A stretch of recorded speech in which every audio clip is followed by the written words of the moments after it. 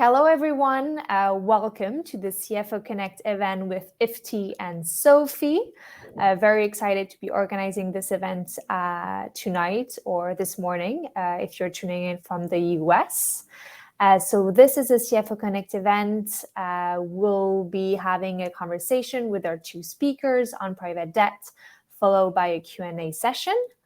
We're going to wait for a couple of minutes to allow people to connect and log in. But if you want to present yourself in the chat in the meantime, that would be amazing. For those who have been joining us for a while, you know the drill. We want your name and the country from where you're tuning in from, because I do think it will also help our speakers in their conversation. Hi, Carla. Thanks for joining us, I guess from London. Exactly. Hi, Kieran from Brighton. Hi, Jofra from Berlin.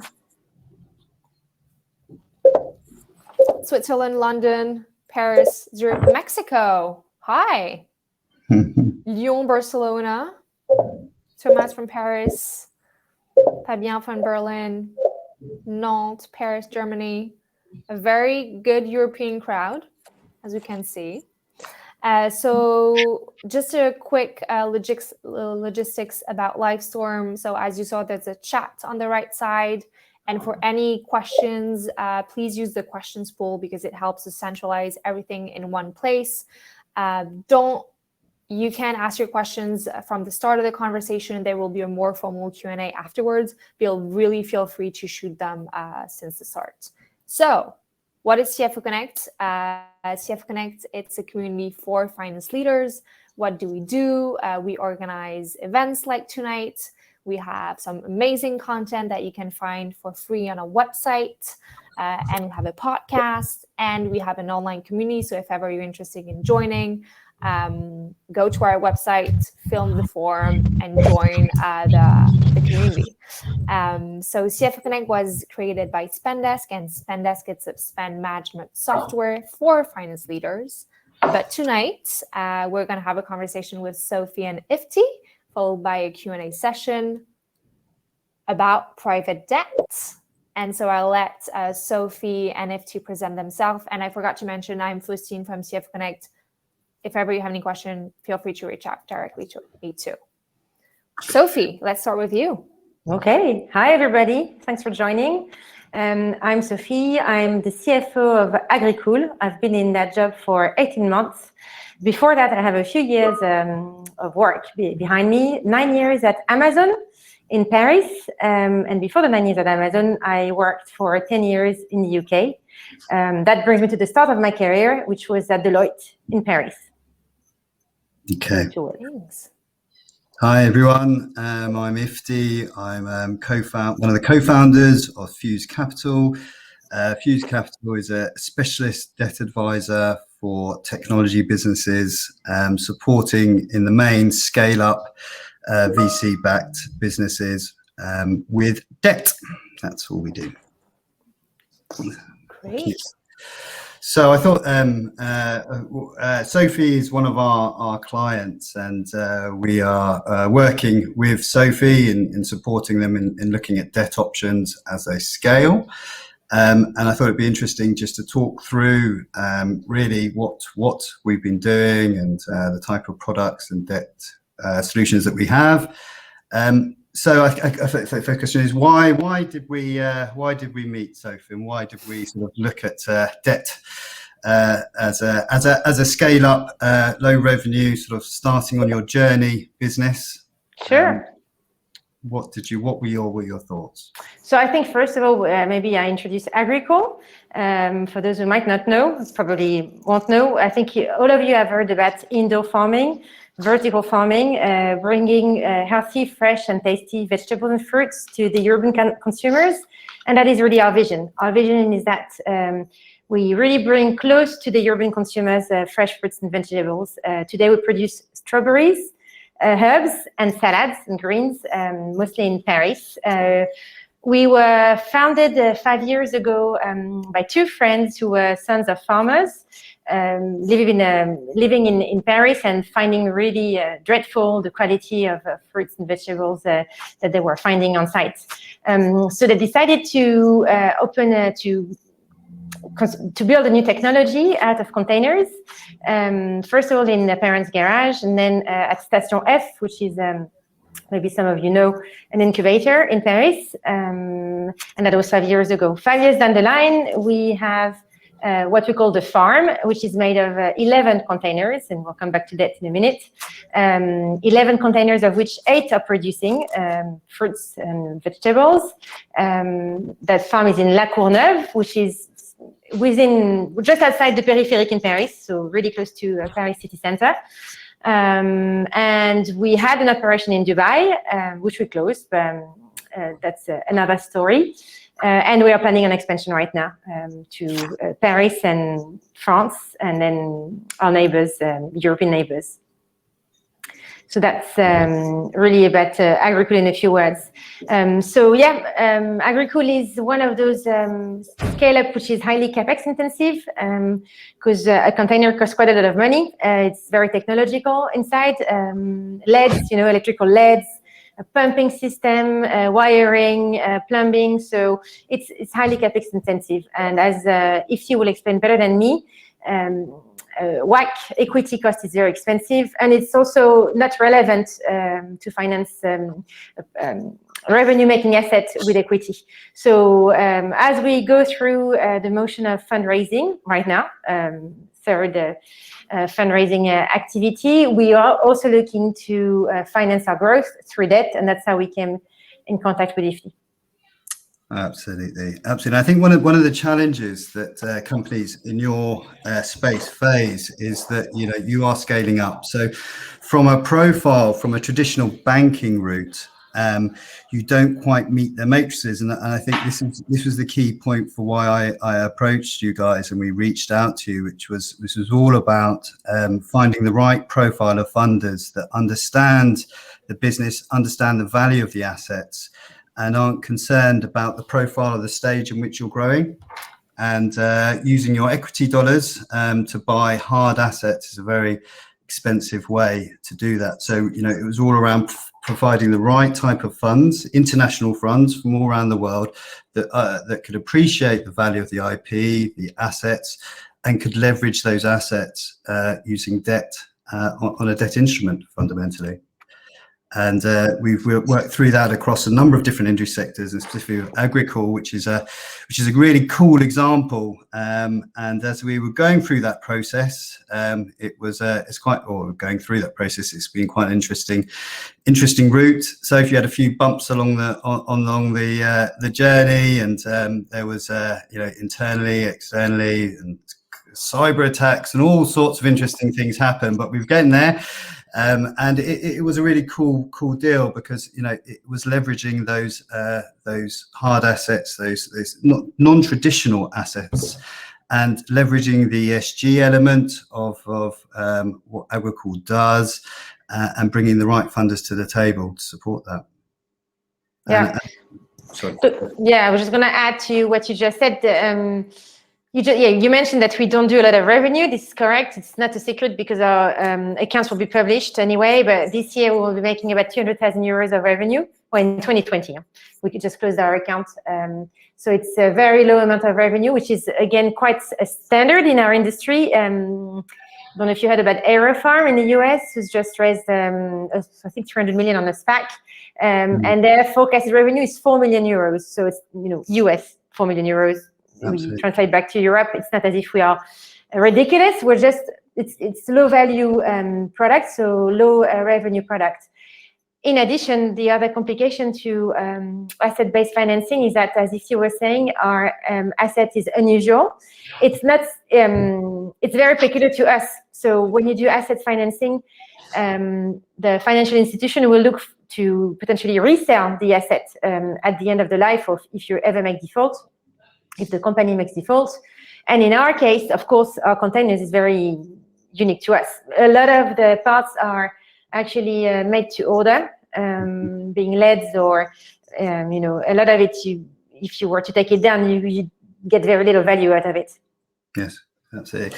And I think that this is the key to any sort of funding, is finding the right funding partner that understands the value of the business. So that is whether that is the value of the assets. And in this scenario, we were using a very traditional finance instrument. Actually, asset-backed lending has been around for a long time. It's just finding the right profile of funders.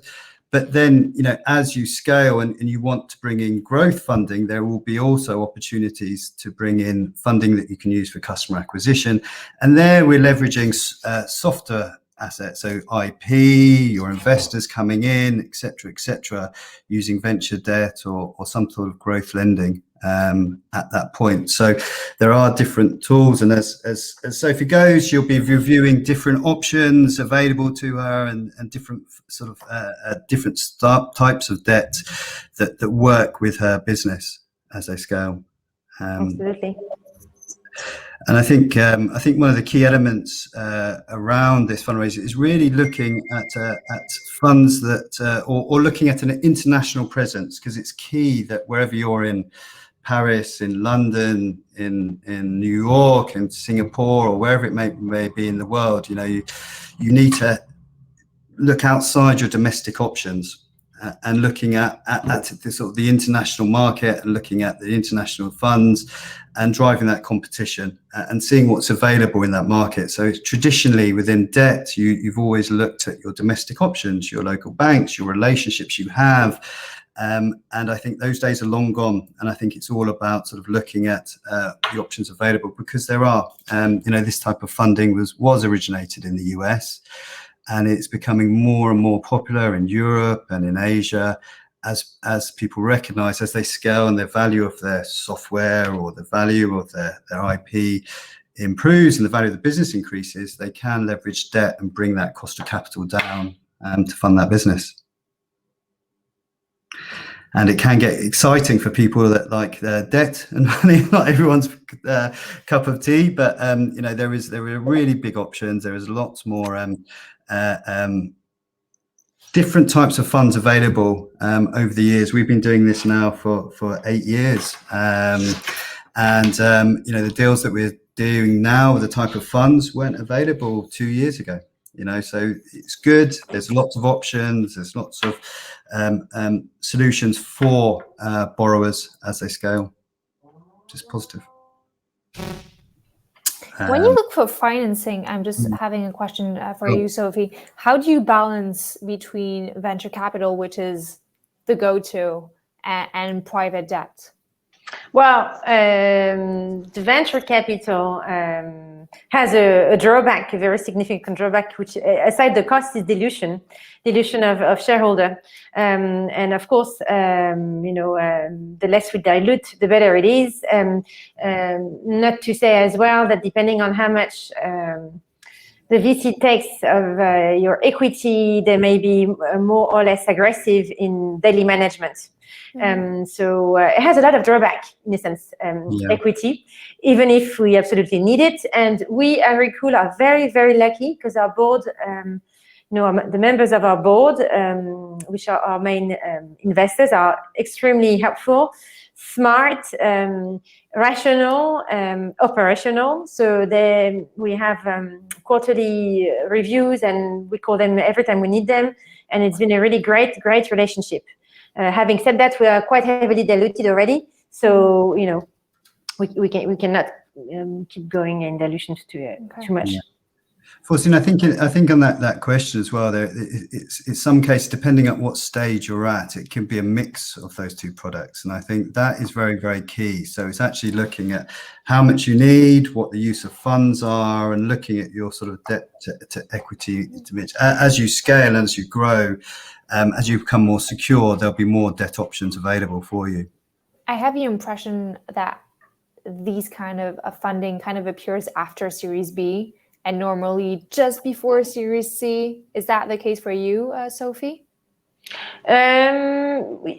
This is fair to say that currently the ratio of debt funding against equity funding is very low. Yeah, we have very, very little debt. Yeah, I think you have to look at the individual business, Faustine, and you have to look at where they are, and depending on the value. So again, debt can come in early on the stage, or it can come in later. It just depends on whether you're a B2B, whether you're a B2C, whether what the assets you're looking to spend, what your use of funds are, etc. So you have to look at it individually. I don't, we've done deals at the start of people at the start of their revenue generating, right through to further down the line. Yeah, and I think to add on that, if I may, as you said, it's not the same use of funds as when we do fundraising right now. We finance growth, geographical growth, not asset so much growth. Yep. So it's a different use of funds. It's really. Yes, absolutely. Absolutely. If the audience has any questions at any point, go for it. We do have a first question for you, Ifti, from Dominique, who's asking if you only work with hard assets. No, absolutely not. Actually, it's probably the smaller area of our business. Actually, the main area we work in is with software companies and the harder stuff, actually. So when you're leveraging non-hard assets and software and recurring revenue. So no, definitely not. No. Okay. Is anyone in the audience right now looking to raise maybe private debt? If ever that's the case and you have any question for Sophie or Ifti, go for it. I do think what could be interesting too, Sophie, is for you to run us through the year of 2020 that you had, which was kind of a bumpy ride. I think that's also the kind of stories when it's not all just shiny that people want to hear, and how you were able to manage your team and make sure that Agricool, everything runs smoothly. Does anybody want to hear about 2020 again? Don't we want to just move forward? But yes, 2020 was pretty hectic, as we all know, but certainly for the audience here tonight, the CFO, especially those of us who also owns HR, which is my case, it's really been hectic. Since March, we've been managing crisis with contingency plans, making sure people are safe, complying with law and regulations that change quite often. Although the French government has been very reactive and transparent with every time they were releasing new regulations, but it's required a lot of adaptability, which is a criteria for startups anyway. In our case, with Guillaume, we've chosen to be open-minded with also access to our offices. We realized that people were also in psychological stress sometimes, where, of course, our employee base is pretty young, often living in small apartments in Paris and subject to feeling alone. We are lucky enough to have large offices because we build on site, so we could respect the minimum square meter per person. So we adapted so that people can come over and work from the office. So that was from the HR part. We do see, and we're not. There have been quite a lot of articles, quite a lot of resignations from people who moved to the countryside. Of course, when you live in Paris and you cannot go out to bars and museums and party, what's the point, really? So a lot of people are moving to the countryside, some of them wanting to work remote, some of them not wanting to work remote because, again, not wanting to be somehow alone. And I think specific to Agricool, of course, our people, our teams are very driven by the mission. They're very much at heart, food and health, and a lot of them are also building and launching their businesses in the field, in the countryside. So it's been pretty hectic on the people side, and we're still seeing the consequences right now. And we're not, again, alone in that situation. And from a financing standpoint, of course, pretty hectic with the European Union bringing lots of money on the table. We know that. And of course, we were able to conclude some debts, prêts garantis par l'État, to secure some of our future, even though our activity as such wasn't negatively impacted or positively impacted by the COVID. Okay. That answers your question. Yes, it does. And we're just having a bunch of questions from the audience. So I'll start with the first one. We have one question from Ronan, who's asking, what is the average duration of private debt? I think, well, if we break that down, so private debt is quite a big arena. But if we're talking about sort of, let's use the venture debt market, typically you're looking at 3 to 4 years. So depending on the business, but typically you are sort of moving funds based on where you are in your journey. So typically you're using it to bridge to an event. So 3 to 4 years is our average term line. Okay. And we have another question from Kieran that is asking to you, FT2, what ticket sizes do you offer? Very specific. Okay, yes. So we do 1 to 25 million. So that's the space that we work in within the venture debt arena. Typically, when you're getting over those sort of levels, you're back into the traditional banking territory. In that scenario, not always, but that's the tickets we work in. It's the most unloved space, I should say. Okay. I have a question from Fabian, who's asking whatever requirements for private debt, especially in the low asset area software. Yes. I mean, if we look at our clients, so we work with a variety of different businesses. So we work with VC backed, where you're talking about sponsorship and investor support. We also work with owner managers and family businesses where there are no sponsors. So that in that sort of scenario, you have different criteria. Public limited companies we're also supporting. So without avoiding that question, there are so many different options. It sort of boils down to the specific situation that you're in and profiling the right type of funds that meet that requirement. So funds that are looking to support EBITDA positive businesses and they've raised their money to lend to those guys are going to be no good for a sort of a burning VC-backed tech business scaling fast. So it all depends on your situation and finding the right funds to match that scenario, if that makes sense. And a similar question from Dave, who's asking, when assessing revenue churn, CAC, LTV, what are the key benchmarks that you look for? Yes. And maybe you can plus that, Sophie, afterwards. Yeah, Dave, I think there you're talking about SaaS businesses, and all of those KPIs and metrics are taken into consideration as the business scales and as you reduce your concentration risk.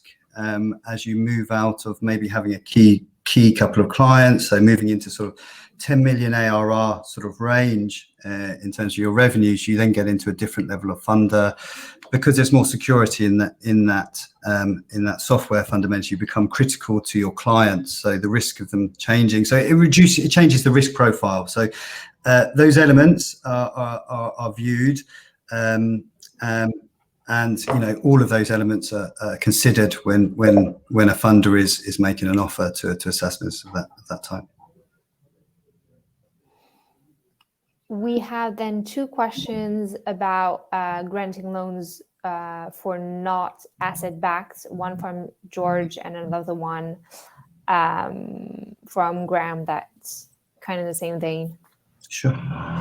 What were those? Sorry, what were the questions? What kind of guarantees would you ask when granting loans not asset backed? Yeah, so this is not about shareholder or director guarantees, guys. That's the start. So this is security over the business assets.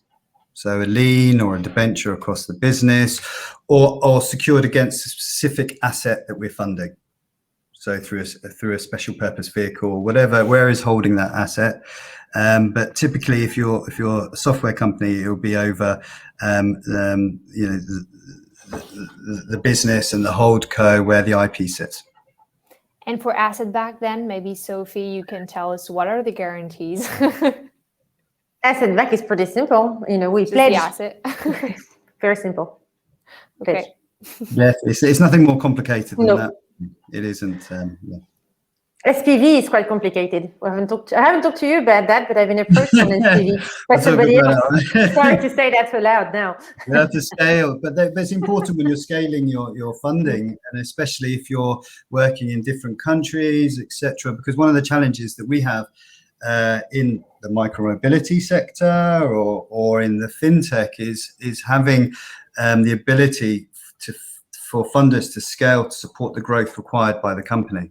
So in that scenario, you have to consider how you structure the business to support that scaling.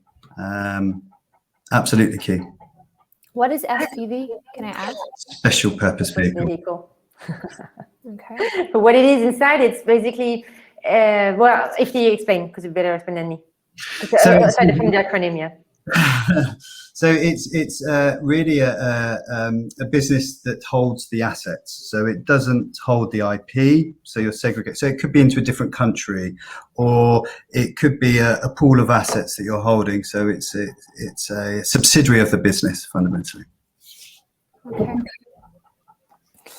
We have a question from Geoffroy asking if one would extend a VC round with private debt, what kind of ratio is achievable in VC debt?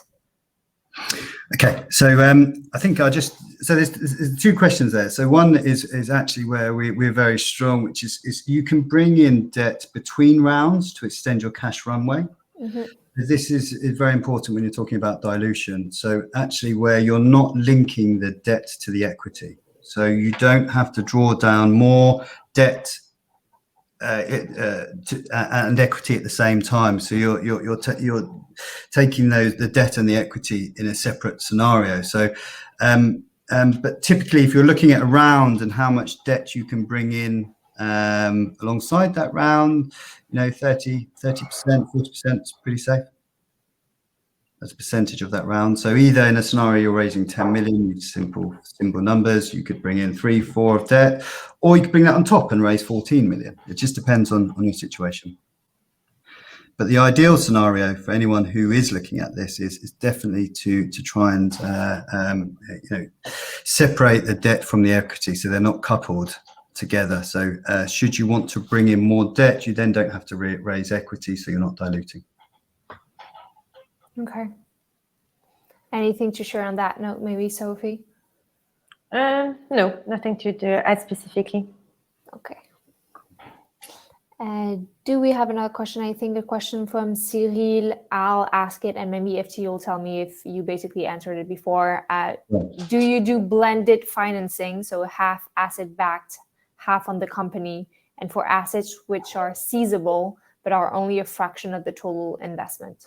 Absolutely. So that's what we're talking about, which is structuring your debt. So you can bring in funding to support your asset purchases or leveraging your assets, but you can also bring in debt at the holdco to support customer acquisition. So they're very different sorts, and you can blend those different kinds of debt. Again, it's all about reducing the cost of capital with equity, with different types of debt, and asset debt. Asset debt is our cheapest type of debt. That we can do, because there is a hard asset that can be recognized, even if it's a new form of asset, like in Sophie's situation. But yeah, absolutely, you can blend those types of financing to reduce your cost of capital. Okay, we have a question that I kind of like. What mistakes to avoid when considering private debt? Horror stories welcome. This will not happen to you, Sophie, but FT. I think it's a new market. Okay, so there's lots of new funders. So I think it's understanding the right funder for your market. Like with any form of investment, it's very time consuming. It's hugely time consuming, and I will run a process with up to 10 to 15 different types of funds, all around the world in different time zones, etc. So, as a CFO, our CEO running this process, you've got your day job, which is scale up business. So I think it's the danger of taking the first offer. It's having a combinations of, so you've got a spread of the market.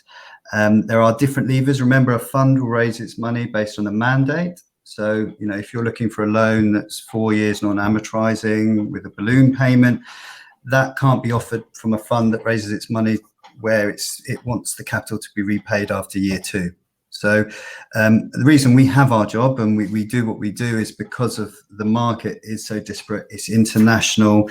It's not about the people that you may know. It's about the people you don't know, and looking at what the spread of options are available to you. I think that's really key. We refinance a lot of deals in situations where it's been done with the best will in the world, but they didn't look at the options, and maybe there are better options available. Okay. And don't lead with your Yeah, go for it. Please don't lead with your equity pitch and hockey sticks. We are debt guys. We like nice sustained growth. So the modeling around the deal is so important.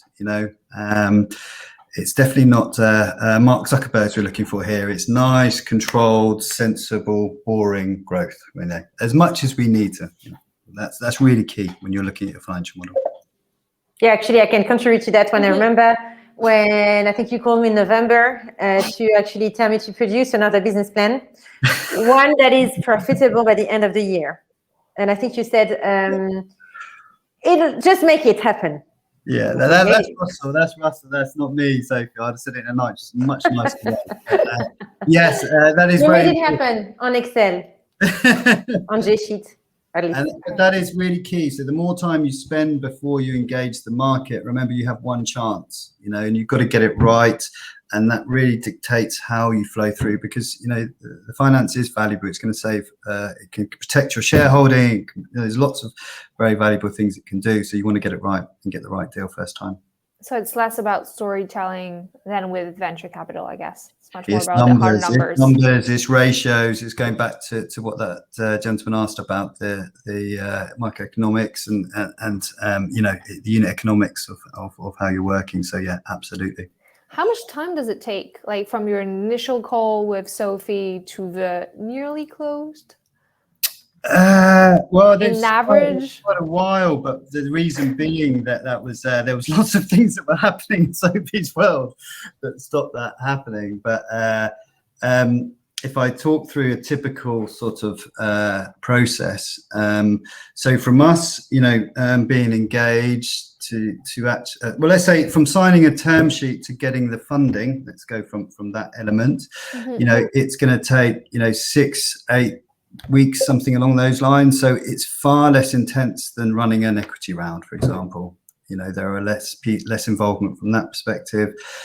Due diligence is much less intense. It's confirmatory due. Did you feel that, Soph, when you're going through the DD? No, the DD was easy because you found us a good deal, and it's a small amount of money.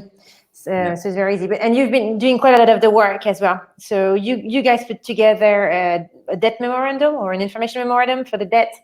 And I remember your team doing a really great work at modeling and PowerPointing.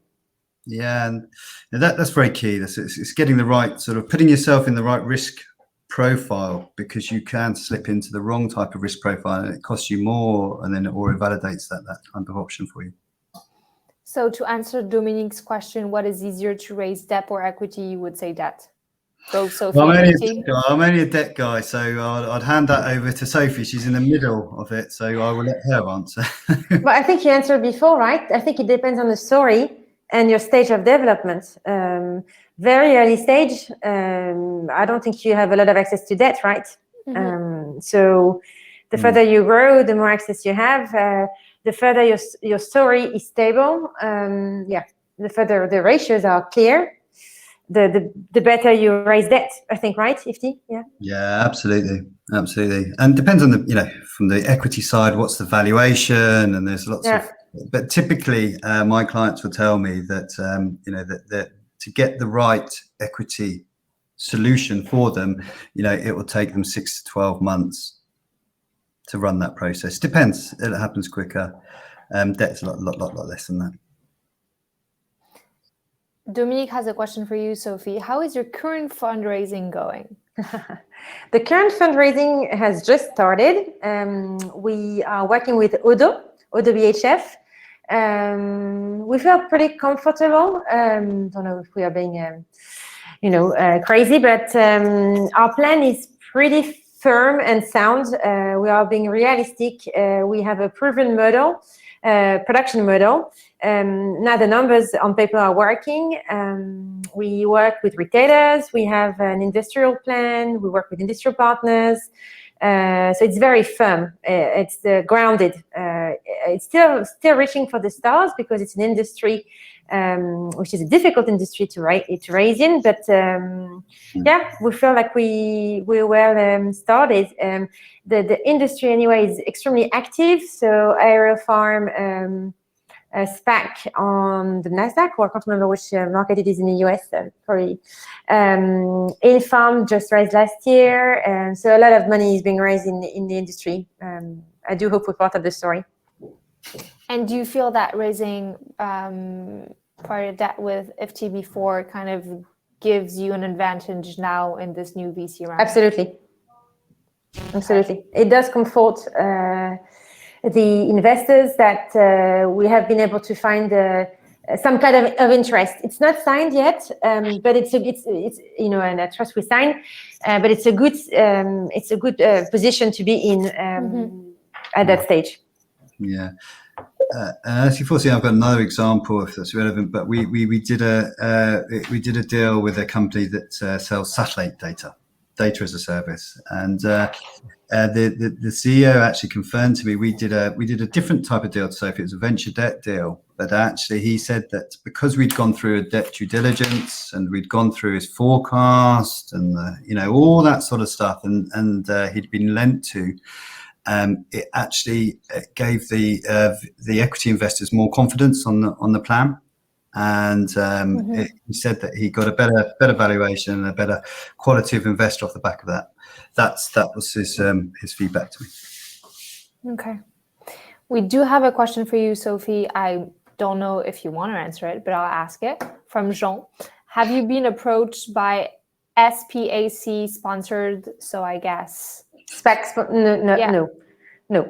I think we're probably too small, right? Ifti, we talked about that before, but we're a bit small for SPACs. Yeah. I mean, but your ambition is big.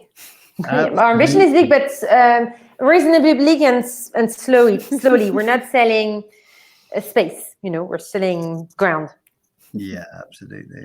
And I have clients that say they're getting calls often, but I've not seen anything sort of materialize. We have another question from Kieran that's asking, is a board seat required if we take on debt? Board seat? No. So this is so there's no change to the Articles of Association, or there's no one needs to sit on the board. It's a loan. You pay the money, you pay it back, and there's no the business is not being changed in direction at all. We have a more practical question about interest rates, if you want to share any comments on that. Yes. So obviously cost of capital, there are so many different levers in these deals. So you have the interest rate, you have the covenants, you have the amount someone will lend to you. So it is a common question I get. What's a good deal for me? Well, some clients would say I'd pay a higher interest rate if they gave me more money and they gave me and there was zero covenants, for say. So it's always depending on actually what your situation is. But typically we fund between 5 to 11%, somewhere in that region. You got your answer, George. Any other questions from the audience? I think I answered to all of them, but if ever you do have any more, shoot them in the questions tab. Any other comments you want to make, maybe Sophie, around this process? I should think that because if you prepared that question when we prepared for the webinar, I think, and you tell me if I'm wrong, but ESR, well, CSR or whatever you want to call it, but corporate social responsibility is still quite attractive right now, and even in the debt deal we're talking about, the company that is looking at lending to us is interested in that part of the story, and is becoming more and more critical. So just, if you think about Deliveroo, IPO, and of course the bad press, but yeah, I think I've seen it grown over the years, 15 years, but yeah, now it's quite impactful. Absolutely. I mean, I've got a sustainability past. Myself and Russell, we owned a sustainable business that we grew and sold, so we understand it really, really well. But anything with an ESG is very attractive. I mean, the fund we're talking about with Sophie is, they're a New York-based fund that raises, huge amounts of money that are funding into Europe. So it's very attractive. And if you look at our portfolio, whether it's again micro-mobility and whether you like e-scooters or don't e-scooters, the results will say is that whether they are annoying to step over in Paris or actually they do reduce traffic in cities by 25%. So absolutely, it does it helps in all areas, and it's very attractive. And I think it's technology can improve our sustainability in a big way. So yes, it is a good thing for us. We actively hit those, and that's what part of the reason why we sort of knocked on Sophie's and put it door. Absolutely was about our interest, and we felt very strongly that this is a growth area, and it shouldn't be wasting their equity dollars on their hard assets. We have another question for you, Sophie, from Dominique, who's asking, what are your ambitions for Agricool? And maybe your team, if you want to talk about how this is going to help you structure your team according to your growth. Thanks for the question. So for Agricool, our ambition is over the next 2 years to serve the Parisian market with a decent market share in herbs and also decent market share in grains. Strawberry is another story because it's quite difficult to produce profitably. And then from year 24 onwards, the rest of the regions were, close to the urban consumers again. So not the end of Brittany, more the Lyon, southwest, of course, north of France, and from north of France, close to our, Belgium, Germany, probably London. So that's our path to growth. We will be looking at introducing new crops. Again, not quite right now, but because we know some of the crops are not profitable in a very highly technological environment. But we know how to we can use some of our learnings to make them grow into more traditional environments, controlled traditional environments. So we will be looking into reintroducing highly consumer-regarded crops like tomatoes or strawberries from year 25 onward. So that's for us, for Agricool, and for the team. We're a team of 60 in G&A, HR, and finance. Directly, we're 5-6 people, which is already quite a decent size. Only this year we started looking at automation. So we haven't yet bought Spendesk, but we have started with OCR, which is which is a really invoicing automation process. And we will be looking at procure-to-pay processes, which is Spendesk and more, in the next year, because we need to not grow our headcount together with our business. FYI, disclaimer, I didn't ask Sophie to say this before the call. I just want to say it. I'm a firm believer. Cool. We have a question from Jean-Sophie asking you if you considered sustainability-linked bond, and did you include any ESG covenants in the private debt you raised? So the answer to the second question is no ESG covenant in the debt. Yes, we are approaching through the fundraising impact funds. We are actually as well carrying right now what is called analyse de cycle de vie, or life cycle assessment, whereby we look at the end-to-end supply chain from really inbound of where we buy our capex in China, our LEDs in China, to where we sell in Monoprix, assessing the carbon impact footprint of our business and comparing it to the traditional industry. We're doing it right now, actually, to prove that we are positive, which is not so obvious, actually. Yeah, I can believe that. But we're going through the motion, to be honest with ourselves as well. Yeah, it's interesting. We have another question from Karen that's asking you, Sophie, why did you think now was the right time to look at debt? You kind of touch on it, but maybe... Because that's a good point. Because we in 2020, we reached that level where we thought, ta-da, we got the technology, it's working, we got a farm, we got retail partners who are ready to follow us in terms of growth. We're ready to scale and replicate. And when you're ready to scale and replicate, then that asset-backed debt become a real good option. Absolutely. I just and that applies to different sectors as well. Absolutely. When you're in your, you've passed that sort of risk profile, and now it's around, growth in customer acquisition, and it can play a really good part in that debt. Cool. And we have one question for you, Ifti. How did you get into the debt market? Okay. I didn't dream about doing it from a young age, but yes, absolutely. So my previous background is not traditional. So myself and Russell, who founded Fuse Capital, we built a business ourselves. We self-funded it, and we got to a point where we were profitable. We were going great guns, and we had options to sell that business. And but we were heavily undercapitalized. We didn't have enough cash to support the growth, etc.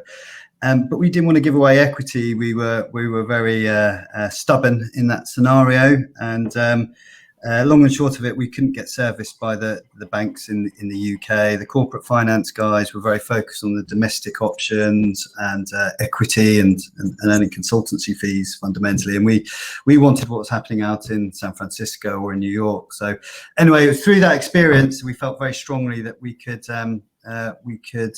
disrupt the space, and we could provide a one-trick pony, really. So someone who was purely focused on debt, so they don't bring in any other sort of complications to the process, and also operate on an international space, so working across Europe, US, Asia.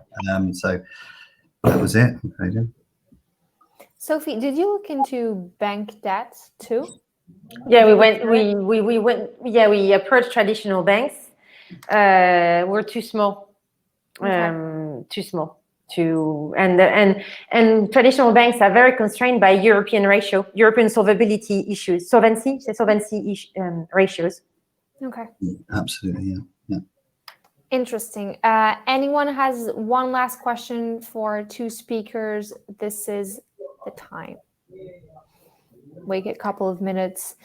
Do you have one last advice to share with us, Sophie, maybe on this subject? One thing maybe you would have wanted to know before? No, that I wanted to know before, but the network is big. Use your network to find solutions. I think is always interesting. Even if you came to us, but you came to us because you were interested in our industry, as well. But you do use your network. I think it's important to search for all solutions. Absolutely. And one last advice from you, Ifti? I think it is. It's a really exciting market, and I think there's lots of new entrants into the private debt market. And don't just default to equity. Please don't look at your domestic market. Look internationally, and look at all your options before you make a decision. Like that. Be open-minded. Reach out, branch out. Well, thank you so much, Ifti and Sophie, for this event and sharing all of your experience, expertise, and tips.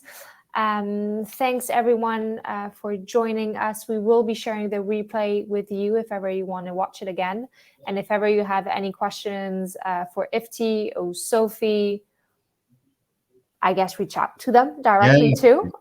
You'll be able to find them very easily online. Cool. Well, thank you so much, Sophie and Ifti. Thank you, everybody, for joining us. Take Have care. a lovely evening or day. Bye bye. Thank you. Bye bye. Okay, bye bye.